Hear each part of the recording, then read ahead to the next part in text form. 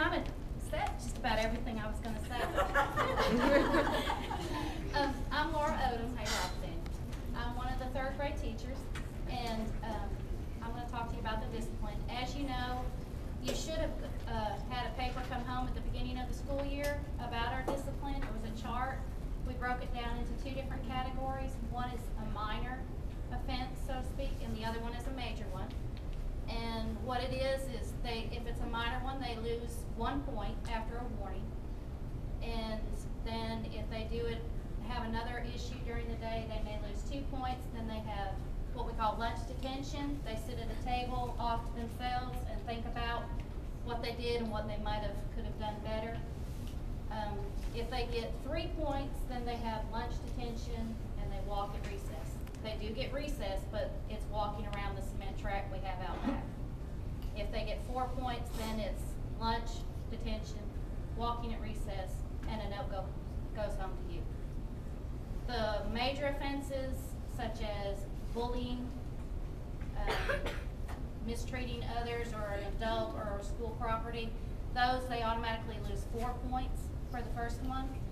And if need be, they'll be sent to the office, and then Mrs. Parker will call the parents and contact them.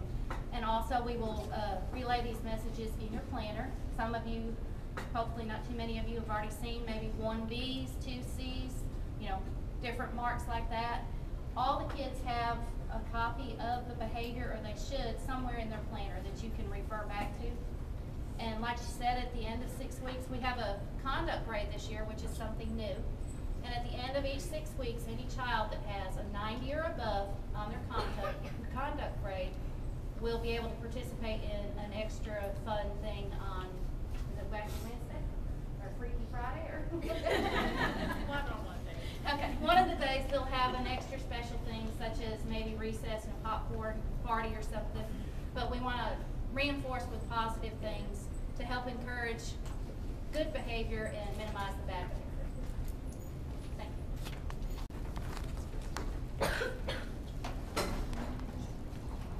Hi, my name is Sarah Black, and I'm going to talk to you all about homework. I'm one of the third grade teachers. This is their homework folder. Homework comes home on Mondays, and they have all week to work on it. We want it back at school by Thursday, and on Thursday we go over it and in class and everything. This week they only had math homework starting on Monday. They're going to start having reading and math homework. One big thing that would help us out at home is to really go over their strategies and underlining, bagging and tagging, and just really showing and proving their answer.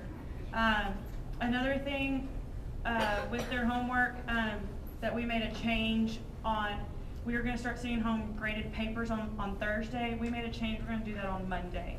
And so Monday, graded papers will come home, and if you can initial, this one doesn't have one, it will have a form where you can initial saying that you got those graded papers. But really, that's about it with homework. Hi everyone, I am Angie LeBou. I am the new teacher to the district with a crazy last name, so I just have all the kids call me Miss Boo. I have to apologize for my voice. It is going, gone. And I promise it's not that I'm yelling at the children, I promise you that. I want to discuss parent communication. I think that we would all agree that it's extremely pertinent that we have some things set in place for us to be able to communicate back and forth. I've got my Vanna White here. We have our planner that Miss Neely talked about earlier, and that does come home every evening. So we just ask that you initial it. If you've got something important that you want to tell us, please put that in the planner. We do check those daily, and we will definitely do the same thing for you. We'll notate anything that we want to communicate with you in the planner. The beautiful maroon and white oak Roughnecks folder will be coming home each evening, and this not only includes the grades as they mentioned, but it will also be important letters from the office, maybe things with important upcoming dates. So make sure that you're asking to see that folder as well as the planner each evening. And as a new teacher to this district, I was extremely impressed with each teacher having his or her own blog. Very impressive. So make sure that you have subscribed to your child's teacher's blog. And how you do that is on the teacher's blog, you'll see a spot where you can subscribe, enter your email, and then that way you're sure to get email notifications. Because we put things like videos, pictures of the children, the vocabulary words, spelling, important upcoming dates, and things like that. And last, don't forget to call us or email us. Please don't hesitate to do that. We will respond as promptly as we can. Just be aware that if it is a detailed question, it might take us a day or so to get back with you. And I just want to end real quick. I think this kind of says it all with just a last stanza of a poem from an anonymous author. It just says, "Whose child is this? Just as the little one entered the door. Ours," said the parent and the teacher as they smiled, and each one took the hand of the little child. Ours to love and train together. Ours this blessed task forever. Your children are a gift to us, and we are so blessed to have them, and we want to be that team that works together for the success of your child. Thank you.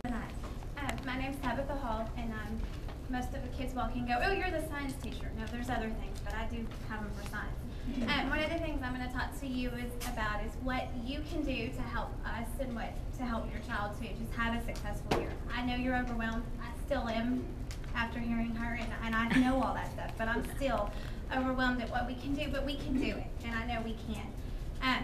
The first thing that I've got on here is just attendance.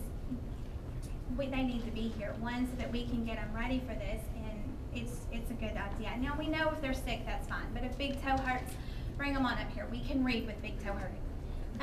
Just to get them, to have them a good night's sleep. I've had morning duty this week, so I've had to wake my 3-year-old up early, and he's cranky. So we've been going to bed early so we can get up early, and I understand that. So just making sure they have a good night's sleep. And then for homework, when it comes home, set aside a time and a place that's quiet.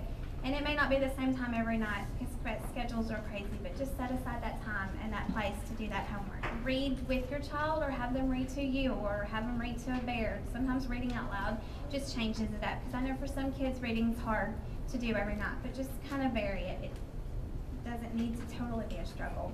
Knowing those basic addition and subtraction facts, the more if they know those, then that'll help with multiplication, that'll help with the division, that'll help with the problem-solving part of our math component that we have to do.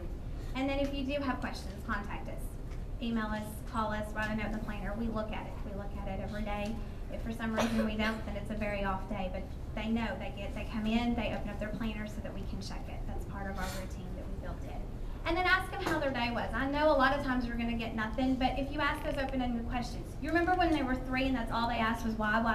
We'll turn it back on them. Ask them why. And they'll eventually give you the answer that you want. If not, they'll look at you and go, because I want to. And, that's okay too. They're 8. So. Fifth grade.